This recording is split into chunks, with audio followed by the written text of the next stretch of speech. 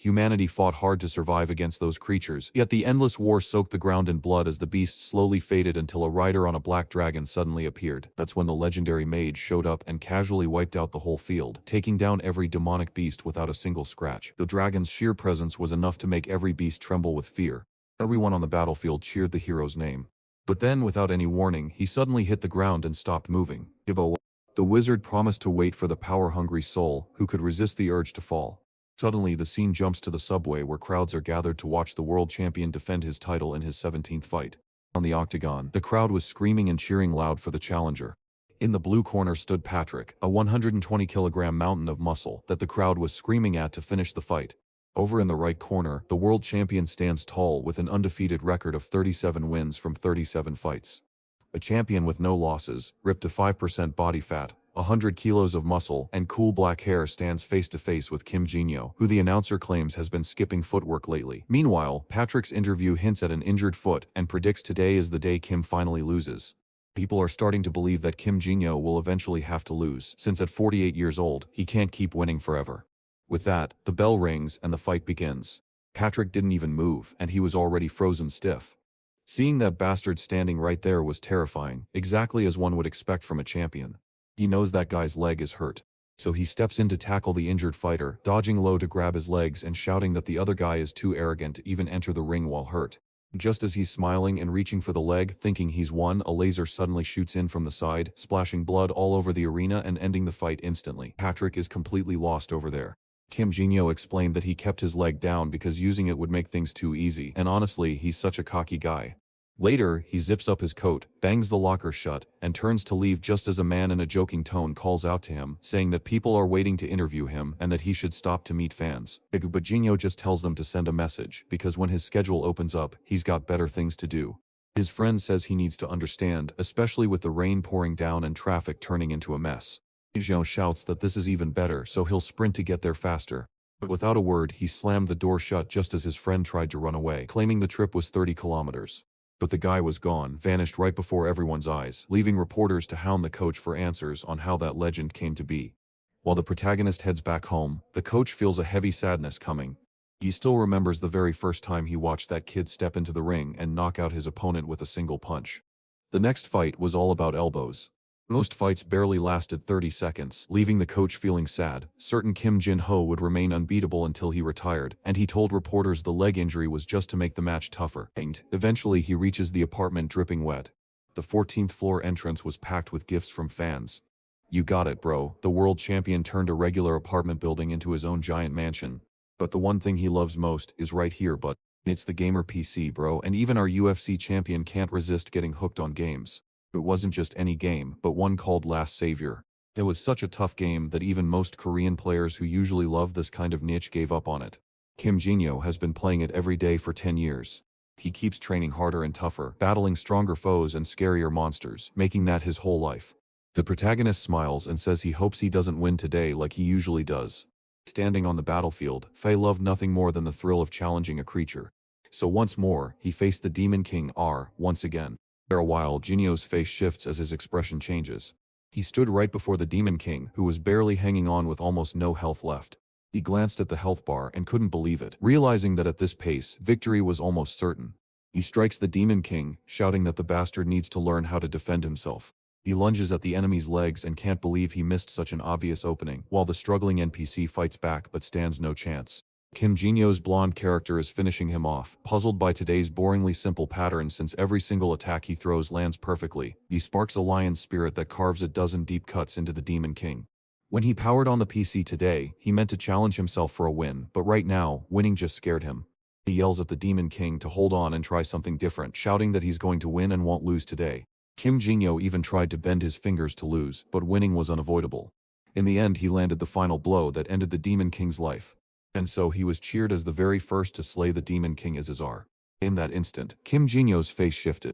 He had won the top prize in two totally different worlds. The mouse hops to the screen, angry at himself and wondering who to fight, so he decides to run out into the rain and hunt a bear in the forest. Then right in the middle of the clouds, a golden light flickers and a strange bolt of lightning strikes. He looks up just as lightning seems to strike right into his apartment. The screen fades to black, and he feels dizzy and numb all over. He looks up at the rain falling around him and can't remember when he ever left his house. But when he looks down, he realizes he's wearing a pair of strange orange pants. Suddenly, a hand lands on his shoulder and someone calls out, 218. The blonde girl with blue eyes snapped that they had to flee right now, calling him out for standing there like an idiot. He's feeling lost, so when he spots the number 1 before him, a crowd of prisoners is scrambling to break free from a prison that looks more like a castle. Staring at a flag, he thinks he sees the eagle's design, but 172 grabs him back to reality, warning that this is their only escape from the butcher's prison before it's too late.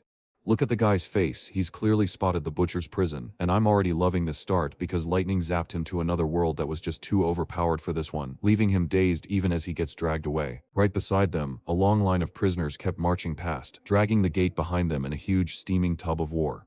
Kim Jin-yo wanted to think he was dreaming, but everything felt so real. He sprints alongside the girl, realizing he's trapped in his old game, so he decides to calm down, escape this place, and solve the mystery later. But suddenly, he halts and urges 100. This place was meant to be the toughest prison ever, but everything inside was completely out of control. 72 claims the reason is that Director Clark isn't around. It looks like he stepped away to handle something, giving everyone a perfect moment to slip away. Kim Jin-yo suddenly grabs her by the collar and drags her the other way, shouting that she's crazy, but she is absolutely certain he's right. That prison was built to stay safe, so it should have been impossible for things to fall apart this badly. A strange feeling warned him that anyone who walked through that door wouldn't live long. While 192 struggles to hold on, the others manage to burst through the door and cheer wildly, finally free. While everyone else heads out, our boy takes her deeper into the prison. But of course the smiles of those who broke free vanished almost immediately, bro. Suddenly, limbs shoot out in all directions while Director Clark stands right in the middle of the chaos. The man twists around and snaps. This place is crawling with pathetic worms, then orders them killed as the troops charge in. He too questions why he is there, but our boy immediately knows it's a trap. Now all the criminals are scrambling back into the prison, looking completely desperate. The walls were covered in a layer of red that looked just like dried blood. Eventually, Clark asks everyone to bring the survivors together. A line of crooks starts to form, but our hero and his friend are the only ones who don't fit in, so they had to work really hard to copy and paste their way out. She stood right next to him, almost ready to vomit, and then wow, she actually threw up, letting it all spill from her hand. It would have been better to just puke on the floor. And the worst part was that she got punched for moving even when she was sick and vomiting. Inyo was stunned to see how violent things got even with kids around, which explained why riots break out so often and made him realize he'd have to jump into a fight if it happened again. Then Clark steps out, towering 7 meters tall, to say the boy was either insanely lucky or just too scared to run, but that kind of attitude was typical for him. Every mage is just a coward who hates calling them rivals. He leans right up to our protagonist and warns that Iran is going to regret surviving this day. As the guy walks away, the protagonist just stands there staring at his reflection, lost in thought about whether he was really just named Iran. A week later, under a bright blue sky, our boy is busy at work. They spent the whole day stacking rocks, not for some big reason, just to keep their hands busy and have something to do. But staring at his own broken hand, our lost little friend, Kim Jin-yo 218, a name I can't quite remember anymore, will figure it out later, even though he's already panting from just lifting a rock. His body is far too weak, especially since they claimed he was a mage who couldn't even make a single spell work. It looked like a total failure to everyone else, but to him it made no sense, because Iran, from the most powerful mage family in the region, should be able to use magic. That's when it finally clicks for him. He was likely born into that cruel, sadistic family, yet thrown away simply because he lacked the magic they demanded. Then the guard asks him to move that rock to the other side. The protagonist simply follows orders and carries the heavy rock. He's eager for something specific, but the system window warns that syncing is slow because there's too much data, and while this guy is a power in real life, he's currently stuck waiting for his files to download, especially since yesterday and today's meals were hardly like a proper meal. When the rock, water, and bread were together, the rock looked just like a stone. The hero grumbled that he'd trained his heart out, but this yucky food means he'll never build any muscle.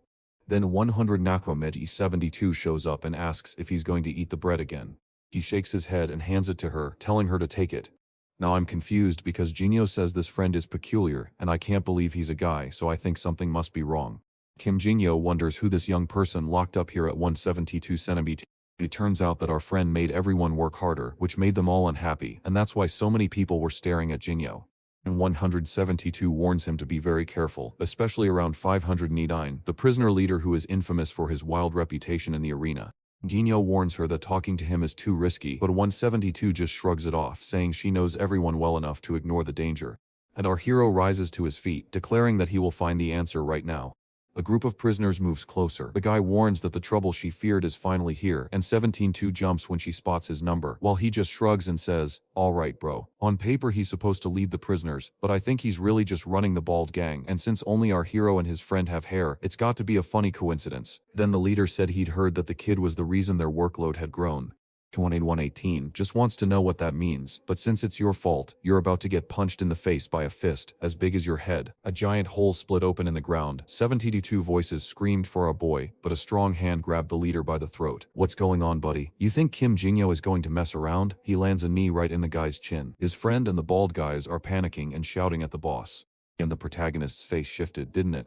He's changed, his knee is completely useless, and after 509 asks what happened, our boy gets grabbed by the collar and is about to get spun around like an airplane. The guy slammed into the wall like a hero in a movie fight, while his terrified friend yelled for 2118, but the boss sneered that if he didn't die just now, he's officially marked for death. Yet as the boss laughed, the synchronization hit 100% and the villain's creepy grin revealed he was ready to strike. At last, a brave soul wired this cursed system that never loads with blazing fast fiber optics. The fight is about to start, and he's already standing tall with a glowing blue aura surrounding him, his fist crackling with energy. Now the kids are all driving their balls while wearing those auras, giving a little hand flex and warming up their feet. Whoa, check this out, he's already got his MMA stance locked in and is telling the guy to step into the ring. The boss chuckles. For someone abandoned by his own clan, he really thinks aloud himself, but Jinyo just tells him to shut up and step into the ring. The boss, fed up with all the chatter, charges right at him. Our boy spots a gap in the leg and throws a low kick, but then what happens? You were wrong to think it would be easy. The guy yanked his foot back and laughed. That kid will learn a lesson, but you thought this would be easy. Then our boy flashed a quick slash, spun around, and landed a sharp hit right on the side of his head. The boss looked a bit dazed, but before he could stand up straight, bam, there was another punch to his chin. The guy just wanted to take a tumble, but the kid wasn't ready to stop just yet. He plants another hard kick and stumbles backward. With that, the boss went down hard, completely knocked out. And our guy keeps acting all dramatic because he's not eager to use his leg. Suddenly the whole prison is pulling out their apple slicers and heading toward our boy because you can't even call those sticks knives, right man? But our guy stepped on the boss's foot, grabbed his arm and warned him that if they got any closer, this dude would need help eating for the rest of his life. Suddenly, all the bald heads stopped dead in their tracks, speechless and unsure of what to do next. Gino stomped on the arm again and shouted that there were still too many people there, telling them to call the guards if they wanted this to stop. Immediately, one of them bolts, shouting that once the guards rescue the boss, he'll be dead. In the end, all the guys gave up and just carried the boss away. Sometime later, Cell 72 wanted to know how he did it, because it was just too amazing to be true. Not to mention, the kid seemed to have shot up like magic, so what actually happened? The main character claimed he was tired from moving rocks, but he was really just noticing how his real-life strength matched the game's stats. This is the first time the hero brings his own flesh and blood body to the game, and it's way stronger than the weak version he usually gets. Our boy is blown away by the stats. This guy named Zed Aaron is an immortal duelist, an S-rank archmage, and has every power under the sun, yet what really bugs him is that his actual class is just mage. As a result, his agility, strength, and resistance are cut in half or even worse. Even though he's trained as a mage, he has absolutely no magic power inside him. So he's wasting half his power for no reason at all. And don't forget, it makes no sense since he comes from the Arahan family, which is packed with geniuses. Meanwhile, 172 just stares, chuckling to himself as he wonders what this crazy person is babbling about. There is no way the man is lying on the bed, trying to make sense of how he ended up in such a terrible body. But first, he has to take a deep breath and think about what he can do. Even with that growth penalty chopping the 50-50 deal in half, it's still better than nothing. Not to mention, he's got a knack for building up his own physical strength even more. The only real problem is that the food there is so bad it's not helping at all. He wants to really get a good look at this whole stack of rare S-rank talents. If he had all of that and could tap into mana, he would be unstoppable. The Archmage's blessing was a gift too rare for anyone but a handful of chosen ones. But all is well, for he is determined to crack this no-mana mystery, and just as a sliver of hope appears, a stranger from outside the cell begins shouting out a string of numbers. Everyone was ordered to leave the cell. He asks what's happening, and 172 replies that those are the people in the death coup who'll have one last meal before saying goodbye. So he understands and then asks for the friend's name. To the sadness of some and the joy of others, the name is Ryu, proving he really is a friend. Our boy introduces himself as Zed Aran, but since that name is a bit plain, I'm just calling him Zed, because Zed sounds cool. Zed asks Ryu how long he'll stay in prison, and Ryu replies that he's planning to escape soon. The hero is desperate to find out the way. He says, it's simple because the guard up front holds the key. Zed thinks he can steal it, but Ryu says it's impossible because even though the guy is retired, he's still a powerful five-circle knight. Director Clark is the perfect example of a knight who despises mages because in the world of Last Savior, knights and mages always hate each other. Now Zed is wondering how he can get away from a place guarded by a five-circle person, which is strange since that's the first time he's seen circles used on someone without magic. Ryu tells you it's a simple street hustle, just snatch the item while he's looking the other way, but he warns that Clark is too sharp to let you get away with it. So far, he hasn't found a single chance to make a move. He smiles and mutters to himself that he's finally found a way out of this place. The next day, work begins again and a guard shouts that the boss ordered them to carry even heavier rocks. People are grumbling that it won't work. The guard presses a sword against a man's neck and warns that soon everyone will die, while the bald man asks why they are pushing so hard when there is no reason for it. The guard glances over his shoulder and mutters that everyone should know who messed up. Everyone stares at Zed. Suddenly the guard coughs and tells us he'll be right back in a moment. The 172 warns him that they're clearly setting a trap so the others can jump him. He'd spotted that the knights sworn to honor were acting all wrong. While Ryu runs away to stay out of trouble, he clearly has a plan because he refuses to let Zed die. It's clear the prisoners have all decided that to make things easier, they'll have to kill Zed. The hero smiles and admits that there's no way out. Suddenly, all the tough guys charge at him, laughing and calling him full of himself. The moment the first one steps in, Bam smashes a knee right into his chin. As the bowling ball hits the floor, everyone freezes in fear, waiting to see who will be the next crazy one to rush in. But Zen just says for them all to charge at him at once. And now the crew is off on another adventure. But the very first enemy he faces gets a hammer to the head right as he's throwing elbows and smashing things, leaving Zed furious that these bastards keep showing up one by one instead of attacking all at once. Another guy hits the floor while he complains they aren't fighting hard enough, then he ducks at the last second to dodge an incoming blow. Another knee slammed into him followed by a flurry of headbutts and punches. Chaos erupts everywhere as a massive fight breaks out. From far away, Ryu watched everything unfold. The boy walked past a line of dead bodies on the ground, not knowing that Zed was this strong. Just then, someone right next to him shouts for Ryu to join them. While everyone else is watching, Zed is already bouncing his way through, kicking guys right in their bellies. Just like always, they whip out their small but impressive knives, which she thinks are great, but Zed immediately slices the next guy's face and tells him to go all out, because he's clearly having a blast. That guy spent his entire life fighting, so nothing excites him more than finding himself right on the edge of danger and dodging a move that could have taken his life. That rush is what hooked him on both the game and fighting, driving him wild as he lands a hit on the chin and another on the neck, looking completely unhinged until someone stomps on his back and shouts for Zed Aran. Bu grabbed the cracked albino kid and warned him that if he didn't stop, his friend was going to die. It was clear, wasn't it? Ryu had been taken. Apo just smiles and tells them they made a big mistake, or he fought to get free, fighting and struggling with all his might. Crack Kid Bu shrugs and says the kid will die to a two-circle knight, so it's not really that shameful. He leaps forward to strike, but Zed sidesteps the blow effortlessly. The guy looks completely shocked, acting like he has no idea that Zed just vanished. As he glances over, he sees them already chatting peacefully, and Kid Bu wonders what magic trick they just pulled. Our guy asks, "Wasn't that magic, bro?" Just as a patch of skin begins to move toward him. She moves like a graceful ballerina, but then she lands a perfect hit right to the neck. The poor guy was dragged across the floor. Just then, Clark bursts in to ask for room 218, insisting he has to explain things now. Just then, someone stepped forward and declared that person 218 was the one who suffered. It's Ryu who tells the story of how Zed rescued him after he was taken hostage. Clark stares at the pile of unconscious guys on the floor, looking angry that they only ever get beaten up. He then tells us he wants to ask Zed a question. Has he been using mana all along? Zed shrugs and says he's not really interested. Then Clark turns on his glowing aura. The prisoners on the ground rise up just to gasp that they can't breathe. Even though Ryu is still on his feet, he suddenly drops to the ground. Now that we get it, man, our guy is just standing there completely safe inside a magical shield. One of S-Rank's special traits was that he couldn't be easily pushed down. He finally cracked the code, discovering it was a special power of the mind. That guy is so full of himself, he insists everything makes perfect sense. He climbed to the very peak of the world and won 27 fights in a row without losing. Clark knew no ordinary person from this world could frighten him, but he couldn't stand watching the kid keep standing there as if he were losing his mind. He couldn't believe that a guy with no magic power was still fighting back against this. He draws more of that power and pushes harder, and he'd definitely lose his cool in a big way. But Strank's defense against being stopped is completely unbreakable, and with his hand on his hip, he looks totally relaxed while Clark stares in shock, unable to figure out how this is happening. The other guards beg him to stop, shouting that everyone will die if he keeps going, so Clark turns off his aura.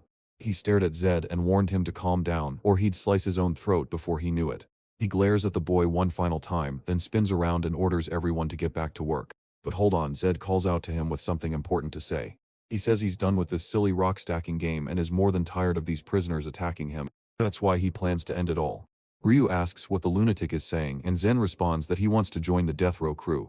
Clark doubts he even knows what he's talking about, and he can't just decide to change his mind later. Barb jokes that Clark could even trap the sound in a crystal ball if he wanted to, but he's not backing down at all. Clark nods with approval and calls out for someone to bring the registration item.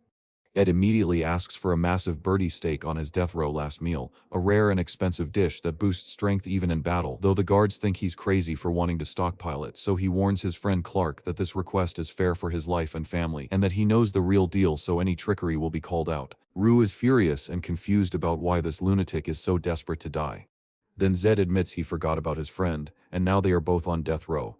The team pauses, but Clark steps in and tells them to follow orders, insisting that saving an Aaron's life is worth the risk. Our girl thanks them while Ryu panics, wondering why he got dragged into this mess. In the next scene, he's in his room getting ready to find out that cooking a steak takes over a week, so he uses that time to keep training while Ryu thinks it's a waste of effort since he's going to die anyway. Zed then shows off a special little system. With every other stat already maxed out at 100, all of his new experience naturally pours into his mana. Right in the middle of it all, a guard appears and shouts for the two of them.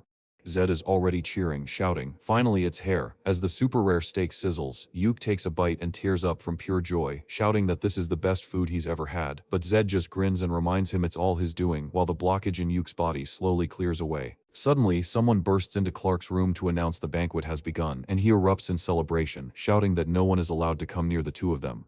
Thinking about what on earth happened that day. The boy didn't fight back, but Clark still felt something odd about it. It felt like his magic just didn't connect with anything. Even though he's retired, he's still a 5-circle knight, and a young mage with no mana shouldn't be able to do that, meaning something terrible must have happened that day. But today, he is certain he will finally get the answers he needs. Staring at the bracelet, he's certain the shame waiting for him will be hundreds of times worse. After a long feast, the banquet finally ends and both of them are too full to move. Reeves claims he's ready to die, but our boy disagrees, saying Nav's body still brims with the same fierce energy he had while punching the sandbag all day. The door swings open, and he spins around to say they finally made it. She's already asking Clark what he plans to do now that they've eaten everything. Clark tries to speak, but our boy tells him to wipe that sad smile away, because we should be disappointed since there wasn't even a little bit left. Clark just gets angrier and angrier, shouting that this jerk thinks he's special just because of his family name. But everything is okay, so he rests a hand on his shoulder to feel that he's alright. He's going to make the boy scream in pain today. There was a poor 40-year-old man who was struggling hard to handle a difficult teenager. Now we see the truth. Clark plans to use the Arahan family member as a tool to pull secrets out of him. Knowing just a little about how that family runs is a fortune in itself. He slaps the bracelet's power on, and Zed feels it right away. That man is like a magic tool. Clark wonders what that feeling means, but Zed just stands there looking perfectly fine. Ryu feels like he's about to pass out and falls over. Tells Clark to shape up his act. Clark grabs Zed by the shoulders with both hands, but Zed just pats his hand and warns him to calm down, saying that if he wanted to kill someone, he should have done it properly instead of just whining. Clark was all in a twist, confused as to why his magic tool wasn't working. That could only happen if the kid had a magic circle floating above him, but since he's so young, that's impossible and makes no sense, so there's only one other choice left. He must carry a piece of the Urance in his blood that wipes out their powers. To reach the 5th circle, Clark had to train and practice hard his whole life. Even though the mage had failed and been cast aside by his family, he managed to hold on to the artifact, but then it suddenly shut off and Zed yelled, "Are you finally going to stop this nonsense?" Clark stops his threats and bows his head, admitting he can't stop the royal order that has sentenced him to die at dawn, so he might as well make the most of his final night on Earth. Later, back in his room, he starts jotting down notes. Even though he learns very little, he is still writing everything down. He is too tired from using up all his mana to activate the artifact, so even though he wants to finish his report, the pen slips right out of his hand. After a bit of time, Ryu wakes up in the room and Zed asks if he has finally decided to get up. He orders him to shut up about feeling sick, even if he's about to throw up. But our boy praised him, saying he truly has lightning-fast hands. I didn't say a thing at first, but something felt off when that man leaned forward and almost fell, only to get up and repeat it like a weird looping trick. But now we know the reason, friend. Our boy praised him for doing a great job, even though his quiet and sneaky ways would have seemed crazy to anyone else. Ryu admits the plan only worked because Zed distracted Clark, but he's still worried about Clark being okay, and when Clark says he's fine, Ryu suspects something isn't right. Just then, Zed chooses to leave that aside and checks his status. Mana still sits at 0, but everything else has dropped to -40, making him a little stronger now. That stack made a real difference. His body is settling in better and better every day, and you can't even picture how amazing it will feel once everything is at perfect strength. He tells his friend they must flee tonight because if he is recovered, now is the time. Ryu calls it madness, noting that Clark will spot him any second now. But our guy, who knows what's up, tells us not to worry because he's likely fast asleep. And Ryu looks curious, but you know why, don't you? Clark's bracelet drains a crazy amount of energy from his body and leaves him exhausted, but since Zed saw it stop working earlier, he knows Clark is asleep, all because he was taken to that room, where the guy who holds the keys just wanders around freely. The plan was simple, the moment to go had arrived, and the two of them got up. Rai held back his step, yet our little hero insisted that the toughest part was already behind us. He kicked the bars and they crashed down, proving that a few pieces of metal would never stop him. Instantly, the guards on the outside spring into action, eager to find out what he's planning. Zed fires back. "Isn't it clear, bro? I'm getting out of here." They didn't even see the blow coming, and suddenly both of them are outside, sprinting across the yard. But it turns out those strict guards are already waiting in line at the gate. Poor souls who tried to stop him, especially the guy in the middle, because he has no chance after Zed rushes past the guards and scares Ryu. While the first defender looks like he's got 6 kids, Zed's age, he dashes by, slips past the guards with ease, then punches one squarely in the face to knock him into the next, just like bowling with real people. The poor guards are already lying everywhere in twisted and broken piles. Before the second one could move, a sharp hit smashed straight into their neck. A clean hit knocked all the air out of him. Z kept coming from the right, and soon the rest were being torn apart. He kicks the first guy he threw, while the others behind him focus on defending instead of attacking. As a fool swings his sword, Zed slips underneath and boots him hard in the ribs. The guy landed with such force he almost tripped, and Zed barely caught the next sword swing with a hand on the ground. Another kick, proving once again that this guy is the absolute king of Taekwondo. Another fool hit the ground head first, and 2 more unlucky ones stumbled right behind him. Look at the psycho's face, he's laughing like he always does. I still don't know what sparked it, but he landed a kick on one guy that knocked him right into the other. Ryu stares in shock, unable to believe what his eyes are seeing right now. Just look at Clark's face now, totally stunned, as he finally wakes up to realize he fell asleep at the worst possible time. His men were left broken on the ground begging for mercy, but number 2 on 18 had slipped away. He immediately gives the order to start the hunt, but the scene suddenly jumps to a hotel in a village near the detention center. Ryu keeps glancing around to make sure no one is coming, knowing that him and our boy in those bright orange uniforms are easy to spot. Ryu knows every corner of the place, so he leads Zed around and shows him how everything works. First, they had to blend in with the locals, so they grabbed a beggar's clothes to hide themselves. Ryu says he's off to get some food, but our boy asks how they can do that with no money. But remember, our little thief is a girl, right? He's about to get away with it easily, and he even tells Zed to just hang back like a side character. He'll be right back, but when he returns an hour or 2 later, his eye has changed color because a thief gave him a trendy blue contact lens from a southern land where fans of the old hero love that style, and since he belongs to the Sword X clan, he can't risk showing off his natural glowing red eyes that would anger their hated enemies, the Arrow Hands. Soon enough, they find themselves inside a cozy cabin deep in the woods. It's like that moment right after the story ends where the hero gets lost in the woods with the elf girl, but this time, it's with the girl instead. And only then does reality crash into Zed, leaving him bewildered by how he ended up inside a game and forced to sleep in a stable. But the madman claims life is fun, while Zed just wants to know why this crazy guy Rio is always sticking to him like glue. The guy kept calling him a side character, which made no sense, so for now he'll keep Rio close, but stay on guard since he doesn't really know him yet. He wonders just how long he can keep trusting this person before things turn against him.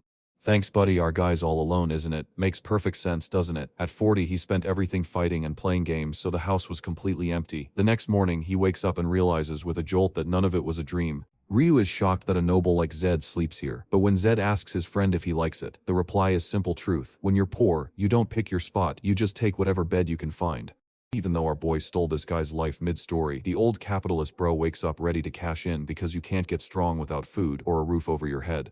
Ryu admits it's going to be tough since Clark is hunting them, but he's sure they'll get found soon. Zed questioned if they were talking about stealing, but our guy laughed it off, saying there's no way to get rich by stealing in a place like this because they'd first have to earn money the honest way.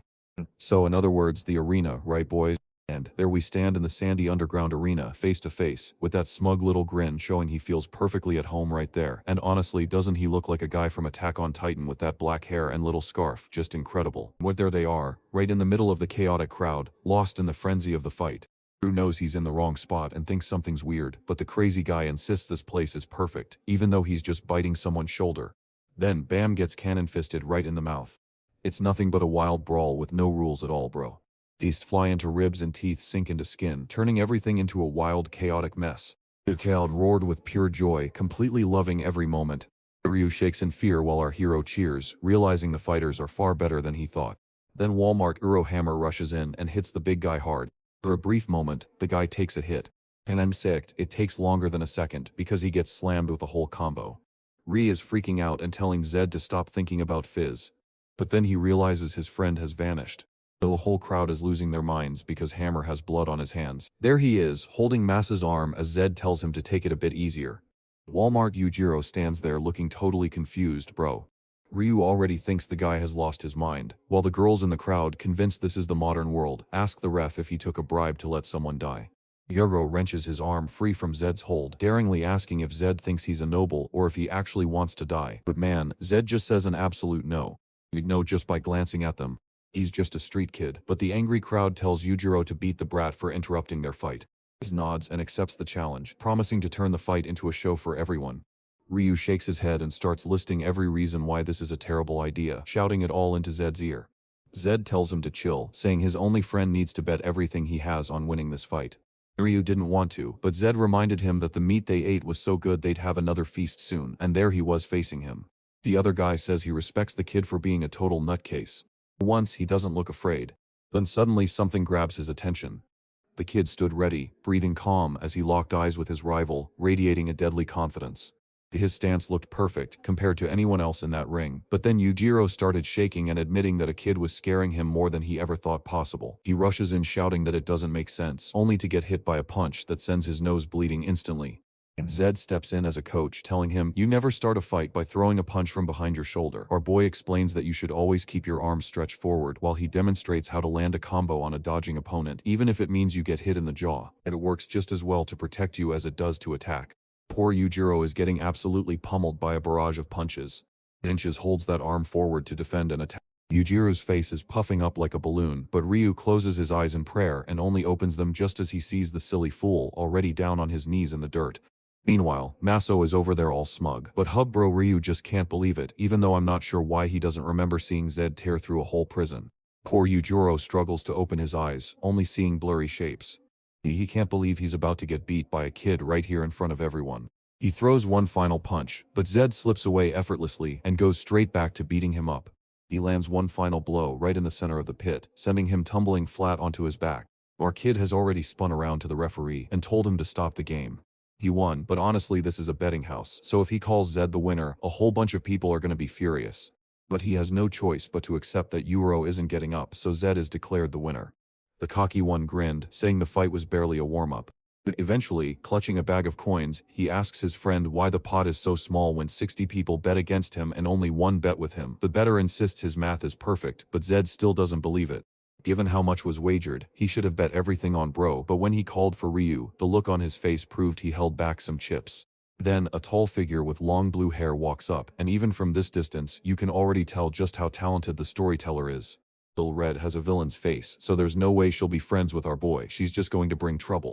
She steps up to start a chat, but he snaps, "Who are you? This world isn't even modern," only to realize she's already got fake fillers in her mouth. She points to his swollen lower lip, claiming it hides her identity from him, a clue that this is his very first visit to the arena she calls home. Zeta keeps walking past her, saying it's good to know, though he clearly isn't in the mood to chat. Ru sees things going wrong as two massive men block the path like a wall, yet the kid boldly looks up at them and asks if they all want to end up on the ground, leaving the tough guys confused until Hera explains that the warrior he just beat came from the big city and needs to understand what that means. She'll let him go today, but he knows they'll meet again somewhere much more relaxing. Oh boy, this one's dangerous because she plays this kind of dangerous game, so run boy, especially since she says she really likes very strong boys, yikes. It seems R managed to slip away without a hitch, so the next day we're at a bar where he's completely drained, complaining that Zed's acting way too confident in front of the woman who actually owns the whole place. Our boy claims she's just a money-hungry old fox. Ryu agrees with her, noting that she's the fox of this place. It seems she was trying to get close to him for some kind of advantage, but honestly Zed isn't the first genius anyone has ever met. Once he began winning fights and becoming famous, a flood of offers and contracts poured in, but his naivety back then let him get scammed many times. But by pure luck, he finally found his manager, the same one who made him a champion. He soon learned exactly what it takes to reach the top, and though he called her an old fox, they would quickly find out who was actually wiser. The fancy meat they ordered finally arrives on the table. Ryu is itching to start, but our hero tells him to hold off. It was clear as day that they were getting ripped off. This was nowhere near the quality they had asked for. This wasn't some super rare steak, because if it were, the bar couldn't have given a piece to everyone. Ryu shrugs and says she's hungry because once that steak is inside her, it's all the same to her. But Zed replies, if they ordered a birdie steak, that's exactly what they'll receive, and summons a waiter who snaps that anyone complaining better leave, for nobody in this place appreciates his attitude. Zed brushes off what the guy said and shouts, this steak is fake, so bring the real one or shut up, making the waiter think Zed has lost his mind, yet Zed just tells him to call the boss, which only makes the guy think the street kid is crazy, but decides to follow him anyway, and things are about to get out of hand. Inside the boss's office, a big man and his thugs stand ready with knives at the door, while the big man asks if you're the troublemaker, but Zed just points out that the real trouble is coming from the people selling fakes. The chubby man shoves a thug ahead to tell the kid he's in over his head. But Zen is already smiling, ready for another little fight to enjoy. The poor Russian guys at the bar just took another hard hit to the face, just like they always do. One arm breaks, another gets a neck shot, one dodges a blow, a clean hit lands, and the last guy ends up face down on his back. The fat boss who was partying hard just now is starting to see things going wrong for him. The entire group lies on the floor around a broken thing, while Zed stands right in the middle of them all. Ryu warns them to be careful because this kid is the one who took down Walmart Uro, and while the fat guy heard a similar tale, he only thought it was just a rumor, and Navi asks what Zed wants. The boys walk up and tell him he's actually pretty reasonable, promising to return the money he paid first. They'll make him pay for the steak he ate using the price of the real birdie steak. The chubby man yells that they're just a bunch of little crooks, but he's probably in big trouble, isn't he? Mike trips and falls while Ryu stays in bed, beaming with joy and claiming he has never slept on such soft ground. He then flips over to praise our boy, calling him amazing and exactly what you'd expect from a powerful noble family. Zen asks, it's easy to talk business when you're in charge, huh bro? And then another night slips by. Just like before, the man appeared out of nowhere in the dead of night with his usual weird look, then jumped up and shouted for Zed. He asks if he's ready, but our boy stays silent. Ryu stands up and walks away, but the real man, Zed, never slept a wink and watched the entire scene unfold. A few days go by, and Ryu stumbles into the room, claiming he's starving. He wants to know when they're going to eat, especially since Zed has been training all day. Ryu wonders how he can keep going without even taking a single break. Antagonist stands up to check his stats, only to decide that they've stopped rising no matter how hard he trains, leaving him stuck at 0 while the hardest climb from nothing to 1 takes far too long. He looks at Ryu and says their training is done, so they're going to grab a steak for breakfast. It's 3 days since they went out, giving the guys a breather after their last wild meals left them eating 10 portions so much that the staff had to pay for them. Uba leans in to ask Ryu how many coins they have left. Zed tells Ryu that their money is almost gone because the city is so expensive, but while Ryu thinks he's just a rich noble, Zed knows the real game he's been playing for 10 years and knows that 50 gold coins should last much longer than a few days, so he's now wondering if Ryu is hiding something out of greed or some other secret, but for now he pretends not to see it since there's no proof of betrayal yet, even though he will eventually have to figure out the truth. They're already at the bar, and one of the guys opened the door to let the boss know they had arrived. This time they have a plan, so he tells the guy to make sure everyone is ready. The moment our boy arrives, he's welcomed to the candlelit feast, and the waiter even says he hopes he feels right at home, which only makes Zed think something is strange about all this sudden kindness. As soon as they stepped inside, he glanced around, saw no assassins, and found the restaurant just as he remembered it. Ryu cut through his thoughts by wrapping a piece of meat and lettuce, then urged him to take a bite. Our boy took Hide's hand and said, "All right," but he kept watching everything around them. But the moment he takes a bite, he realizes something is wrong and yells at Ryu to spit it out. He immediately throws out the idea, of course, wanting to know what kind of poison nonsense this is. Zed says the cost is too small to hurt them, but he knows something strange is still going on. He looked at his status screen and finally knew why the staff had been so nice. With absolute poison resistance, nothing can ever hurt him. But even if he ate his fill, he'd still end up dying in the end. Ryu doubts it's poison since he felt and smelled nothing, so he can't understand why they can't eat it. Then he quickly changes the subject by saying it's just because he's in Iran, which makes Ryu furious, muttering that so it's like that and calling the guy an out-of-this-world snob. Just then, the hero grinned and declared, time to make these guys pay for trying something like that, and not long after, the boss arrived, furious and demanding to know why the kids had bothered him. Jed sat at the far end of the table, claiming he was just curious with a few questions, but the boss spotted that every plate was empty, meaning they'd eaten it all, and the poison would hit them any second now. But then he said he wasn't there to answer anything, and he refused to talk to anyone just looking to squeeze money out of him. Zed points out that the boss is totally confused about what's happening, so he asks Ryu to share a meat roll with their friend for a chat, and Ryu hands over the same piece of meat he's been holding for the last 40 minutes. And the fat guy just stands there, wondering why they'd offer something like that. Our boy claims it's a peace offering, and if the guy eats it, he'll agree to whatever comes next. The boss flatly refuses to make peace with the kid, leaving Zed to wonder if the guy is just obsessed with throwing cash his way or if there's a darker secret hiding behind that refusal to eat. The chubby guy stammers, trying to answer, while Zed cuts him off, saying he already messed up and wasn't thinking he could just walk away. He kicks the table, sending all the meat they meant to eat crashing onto the floor. Zed claims he's holding back, but Trash clearly loves taking a beating, doesn't he? Even so, the fat guy slaps the wall and claims there's no poison, but our boy grabs his eye and pulls out a contact lens as proof. As soon as he saw the red eye, the man knew right away he was an Iran. He hits the ground with a thud, terrified and convinced he's about to die. In a split second, he drops to his knees and begs for forgiveness, claiming he didn't know he was noble. He's crying out in desperation, begging to know why a kid from such a good family is out here pretending to be a beggar. In that instant, Zed realized the power of the Era name was far greater than he had ever imagined. He asks the fat man if he'll help, and when the man nods yes, Zed says his first rule is to keep his identity secret, which the guy agrees to, before Zed lays out his second condition.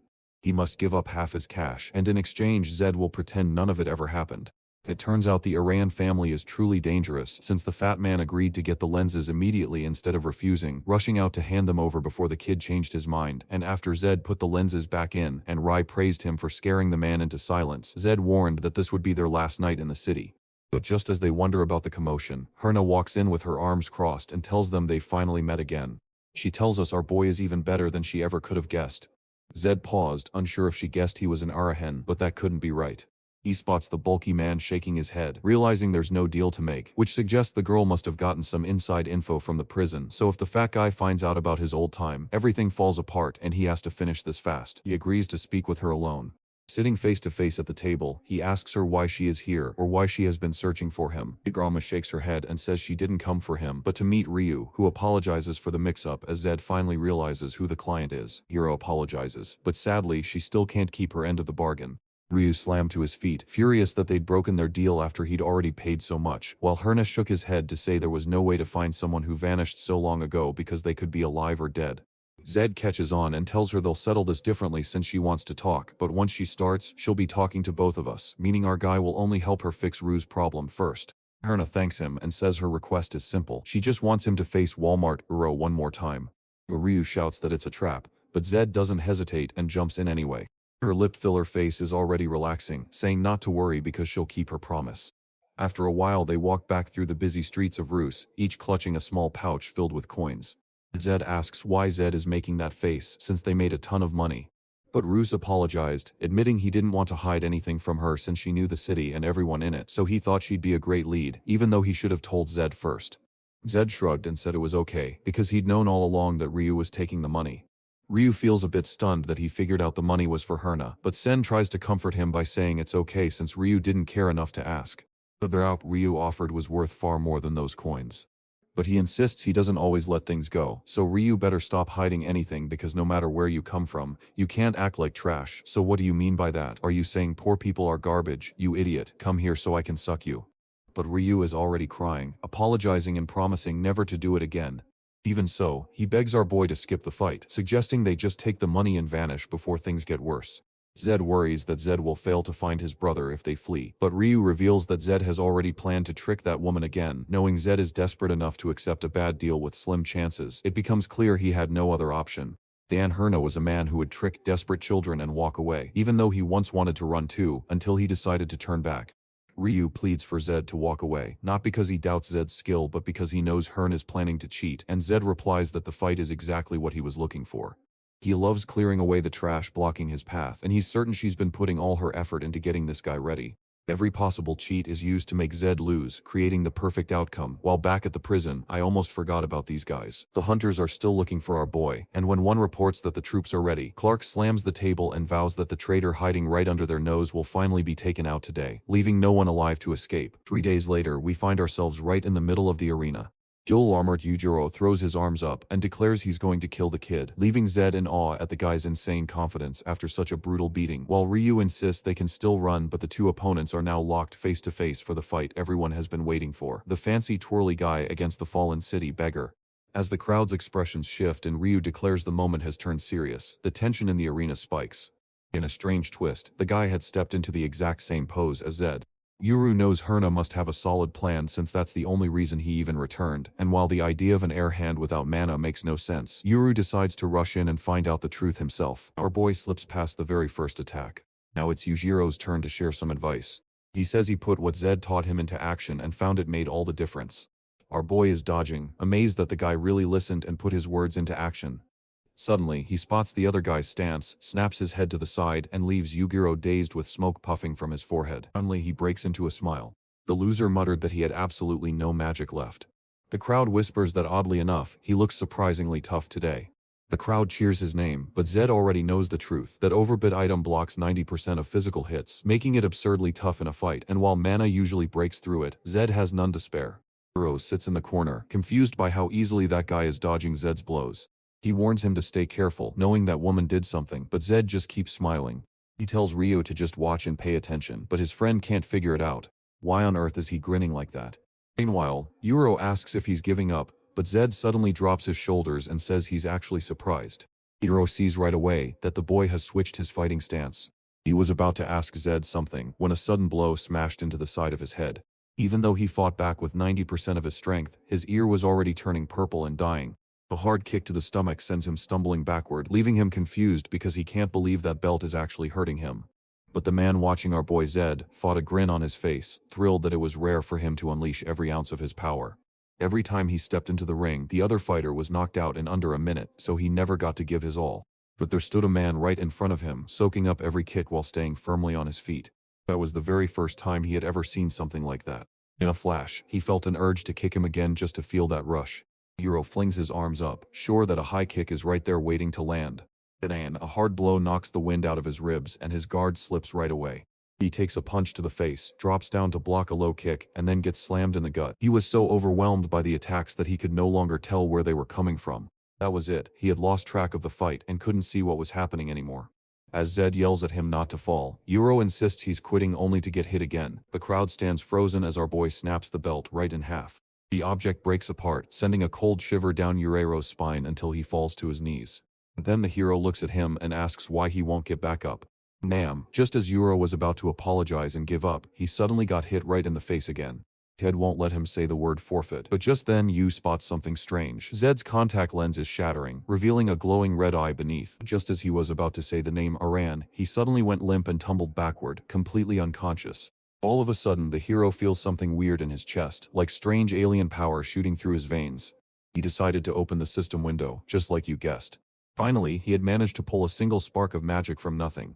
Even though the reward wasn't huge, to him that small gain felt amazing because he's an S-rank archmage, and that talent makes all the difference. But then he noticed that everything had gone strangely quiet. Ryu rushes over and demands to know why the lenses were removed. Zed points at himself and asks if everyone can see his glowing red eye, and Ryu just replies that it's obvious before the crowd realizes what it is and screams that anyone caught in that gaze is doomed, causing everyone to bolt in pure terror. So Zed dashed off, shouting that the guards were coming and they had to vanish fast. Meanwhile, Miss Fatlips was seething in anger, muttering that she'd made a huge mistake by trusting that convict. She stands up and declares she'll have to handle the Zed guy herself. She's absolutely furious because the man she hired wasn't cheap and now she's lost a fortune. Not to mention that belt, which cost over 200 gold coins, was destroyed right then, and she already knows that Brat has made her lose around 2,000 coins. She screams in fury, buries her face in her hands, and cries out that she should have listened to that man and killed the Brat right away. Meanwhile, our boy and Ryu are packing up to head out. The trouble was that guards had taken over every corner. Eventually, Ryu climbs out of the barrel and asks if things are finally quiet. He tells the boy to stay put while he goes to grab a carriage so they can leave. Just then, an orange-haired stranger stops and tells her he was sent by Ryu, asking her to share the information he needs so he can talk to her. Besides, they'd better know that no other carriages would be running in that city. I figured the boys would flee, but they marched right on over to meet that crazy lady, and while Will knows it's a trap. Even though Zed's friend thinks the idea is crazy, Zed warns that if they don't deal with this now, the trouble will chase them forever, so it's finally time to get it done. Just as he had pictured, a short time later Hera arrives with all the guards. Even that jerk Clark with his mustache showed up. McCrook thinks he won't lose. Clark promises that if anyone as shady as those two really did steal the key and run, they are in big trouble. Ern laughs, admitting he was an idiot for not staying on her side, because if he had, none of this would have happened. But Zed says that even if he could travel back in time, he wouldn't change his fate, and anyway, he wasn't ready to fade away quietly. In that instant, Clark pulls his sword and shouts that Zed Abraham must die now with no one daring to stop him, while the main character simply orders Ryu to hold his ground. Clark finds it funny that the boy really thought he could win this fight, but honestly he was pretty brave for a mage. Our boy is confident he has a 50-50 shot at winning. He plays a mental game where he believes he can beat anyone stronger, so he never quits, yet he stays sharp against weaker foes too because they have a chance, proving he has a truly strong mindset. To him, the strength of the five-circle knight didn't matter because the odds were still even, meaning he would either win or lose. Clark coats his blade in aura and tells the boy he stays confident right until the end. His presence swells as he tells the boy that he will face death with confidence no matter what happens. Then he rushes forward, shouting at Zed Aran to die. The protagonist just watches him approaching, whispering that this was exactly what he wanted. No grand prizes, just the thrill of risking his life and the chance to lose, and in that instant he stepped up as a challenger again, his eyes flashing with the determined glow of his signature rank. All his powers jump up by 10 as he spots Clark's blade and a huge purple blast erupts on the ground. He shouts for Zed right in the thick of the smoke. Clark just stands there in silence. He had dug a crater right in front of him, but the boy was nowhere to be seen. Just then, someone yelled at the captain to look up because huge lightning bolts were falling from the sky. What's going on? The boy suddenly shot up into the air, glowing bright, leaving everyone staring in total shock. He unleashed the reborn thunder transformation. I see, he's grown 10% stronger in every way, gained enough mana to unlock his power, and as an S-rank Archaean, his golden lightning eyes look just like Kilowiss's, only brighter. Our boy dashes in right away. Clark looks shocked and quickly raises his guard to catch the flying kick aimed at him. Man, he was already a terrifying fighter with his fists, but now he's set to crush everyone with magic. The fool is shoved backward, stunned and unable to believe that a brat like that could actually wield lightning. While the basic elements stood strong against the storm, almost no one could resist the power of lightning. But this power shouldn't belong to the founder of the Aran clan at all, so why does this castaway brat have it? The guards and that foolish Hera stand there with their jaws dropped to the floor. Ryu has moved to the side and can no longer be impressed. Clark stomps his foot hard in anger, knowing too well how much he despises people who get everything they want simply because of their family name. He swings wildly at Zed, declaring his hatred for people just like him, but our hero simply slides backward in a smooth Matrix-style dodge. Clark keeps trying to slash his way through, but our hero skillfully dodges each attack. Tagging the next blow, he begins to close the distance. Clark had managed to slash toward the side of the kid's head and was certain he couldn't dodge it. But his sword hit something like a crackling electric wall. With a natural defense around him, the kid stepped right in to land a solid punch on his ribs, taking a moment to admire that strong frame before driving the next blow hard into his chest. As he rides the electric current, the Korean moon goes wild. A purple explosion blasts him in the back, proving he is quite something. The trouble is, that guy was already a master at dodging, and now he's got electricity running through him. Dodging another blow, he circles around from the side to land a fresh hit on the chin, leaving Clark confused because this kid is fighting like a warrior instead of a mage. Of course, mages hide behind walls and stay far away to cast their spells, which is why a knight who gets too close always loses, a rule of this world that no one has ever dared to break. And that's why the kid standing right there made absolutely no sense. More lightning crackled around him as Clark struggled to hold back the fierce attacks. It was the first time he had ever seen a mage like that, so he didn't know what to do next. He changed his mind, stepped back, and unleashed his long-range sword slashes. But Zed moves much quicker. In an instant, he was face to face again and landed another punch right to the face. Clark saw no way out, and got punched in the stomach again, sending him flying across the yard until he slammed hard into a tree. The poor guy spits out nearly 3 pints of blood, while the soldier next to him asks if he's okay. It's plain to see he's a man of honor, even though others want to help. He insists no one gets involved, turns to the boy, and admits he lost to Aran, saying the boy should be killed at the very least. But Zed insists on telling the guy why he lost, refusing to be annoyed, and explains that the only reason he won is because Zed has been training harder and putting in the real effort. Clark admits it's ironic because that exact point hits his weakest spot. Someone with a powerful family legacy is talking about hard work, but his real strength just comes from being born with special blood. He truly has no clue what real hard work looks like, especially when it comes from someone with absolutely no talent. Zed insists that Clark should have been stronger at that age if he had fought harder and trained to get better, yet his shame and fear of being weak cloud his judgment, and a true knight knows he can never blame another person for his own loss. Clark stays quiet and mutters, "Yeah, that's ironic," but inside he can't believe that a kid like this reminded him of a knight's true code, so he tells Iran to just finish it and kill him. Zed knows that killing this man will bring the feared Five-Circle Knight after him, yet he can't let the man go on spreading his name. Suddenly, the Challenger's power and the lightning's magic both faded away right then. Suddenly he lifts his hand and the whole forest erupts and screams as everyone wonders what he's doing.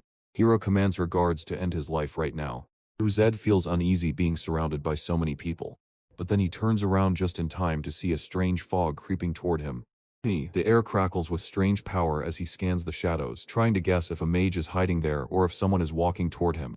The trouble was far worse than he had guessed, so he had to run for his life. Then all of a sudden the fog begins to clear just a little. Then, in the blink of an eye, everyone before him lay dead. He hadn't even gotten the chance to strike Herna, and not a single scream had time to escape their throats. What's truly weird is that every body is covered in scratch marks, and even Clark didn't make it. Zed recalls that Ryu looked back and shouted his name. He limps out from the bushes, all twisted and awkward, but claims he's okay. His friend wonders if he did it, but our boy shakes his head and says, "No, a powerful mage must be nearby, so they know they need to run away right now." Ryu spotted a card among the fallen and urged his partner to take a closer look, noting that it was strangely clean, as if someone had tossed it there on purpose. As the two of them walk away, a pair of eyes watches them from high up in the branches of the tree. Nothing looks suspicious about this hooded guy, right? If I had to guess, I'd say it's an Iran who was watching to see if he got executed in prison, but now sees the boy as the real deal and is thinking, better protect this kid. He's the future of the family. And you guys, what do you think? Place your bets. Who do you think this guy is? Huh? Tell us.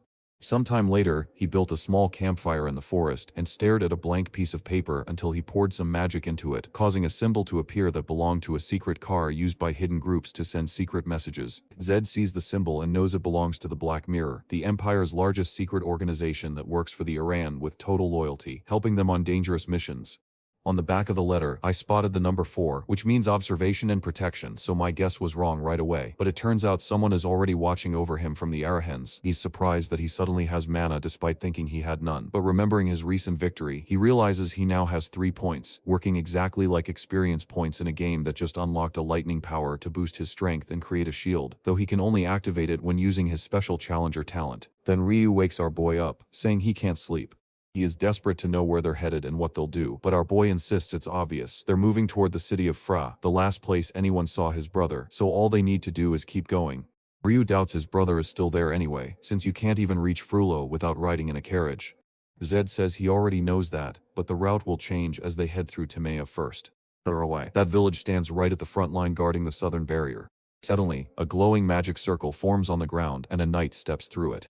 "Hey woman, isn't that blonde knight the same character our boy used to play when he defeated the Demon King?" As he gathers his army, he swears to hunt down the Iran who brought shame to his home. Then we see him kneeling a little earlier, asking if anyone was calling for him.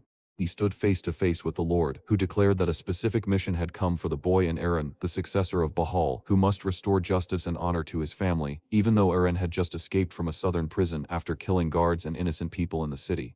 The blonde guy quickly promises to follow the orders without any doubt. Deep in the forest, Rai calls their journey madness while Zed snaps that after 5 days of the same complaints he's done listening. His friend is yelling that they are the only fools charging straight into the front lines like this. Looking at the Empire's map, you'll see only a few paths lead out past the mountains, where terrifying demonic beasts live, and each powerful family is assigned to guard one of these dangerous regions, with the Bajal family holding the southern one. They're heading to Timea, a dangerous village right on the front lines, where demonic beasts show up, and it's also home to a super expensive teleportation portal that only the highest ups can use. Our boy made a fortune by betting and stealing from Herna, yet Ryu still complains, insisting he can't believe how scary a demonic beast is. As time goes by, Mage falls down again. While he was talking, Zed suddenly felt a strange vibration that made the entire ground shake. He leaned close and whispered to Ryu to get ready, because something was coming. Without hesitation, they doused the campfire and ducked behind the bushes to sneak a peek at the camp. Ryu prayed the shadowy creature wasn't a demon, while Zed secretly wished it was. The trouble wasn't that a single demon broke through, but rather that a dozen did, and he knew it was incredibly rare for that many beasts to slip past the barrier. Which means, buddy, it was precisely what he had been dreading all along. Taurus Bahal and his army were on their way. The guys were just passing through, and he held his breath, hoping the 50 soldiers wouldn't notice them. But that's when one of the soldiers clearly spots the camp. Zed knows that if they get caught, there's no way out, and since only 5 circle knights are allowed in that group, there must have been at least 50 clerks there. Ryu tells us our boy must run, because if he gets caught, there's still a chance he might live. But Zed is definitely going to die. Our boy, though, told him to stop shaking if he wanted to say anything because he had a plan that might just work. The soldiers are out there checking every corner of the camp. Finally, a voice calls out from the bushes to ask who they're seeking, mocking them as a crazy fool for relying on that protection card. He steps out and claims to be Zed Aran, knowing that once the soldiers realize the camp is still warm, they'll sweep the whole area and trap them before they can escape. Just as he steps forward to speak to the leader, a sword slices dangerously close to his neck. He tries to explain that he just wants to talk first, but there's already another one in his back pocket. He feels a presence nearby and steps to light a circle at his feet, but one of the attackers strikes just in front of him and the move is mysteriously blocked, even though there was nothing there to stop it. Our boy realizes the force shielding him came from someone special, and a voice orders the knight to stop. The guy immediately steps back and the other soldiers shout for the person to show themselves. Zed felt someone was watching him, but he never thought they could be hiding so near. Demons stood right before him, yet he couldn't sense them at all, not even with his maximum perception.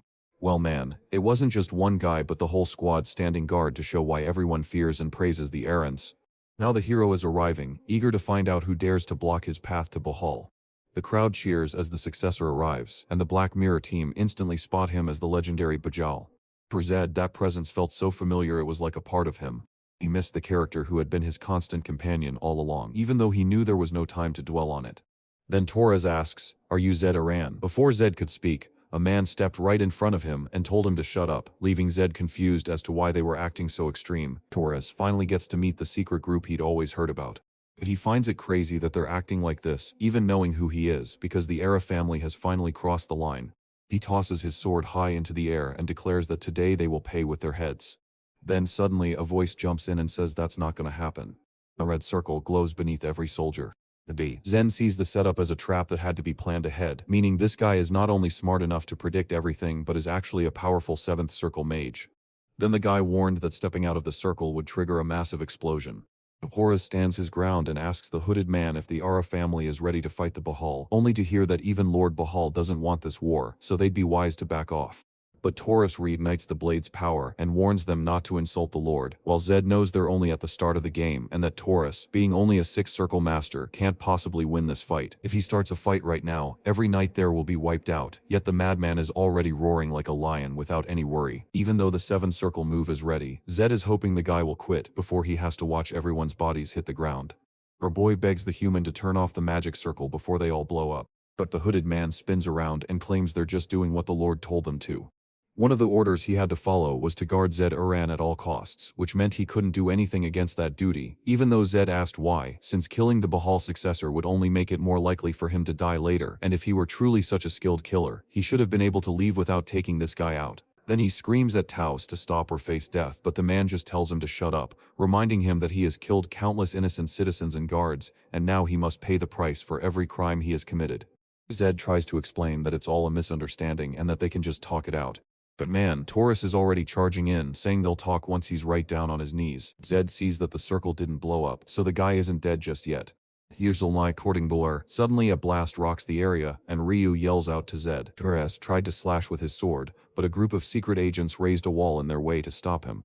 Even with only the block and the sword shockwave, Torres hit the ground on his knees and coughed up blood. Zed Danheim even walks over and asks if the guy, now that he's on his knees, is ready for a little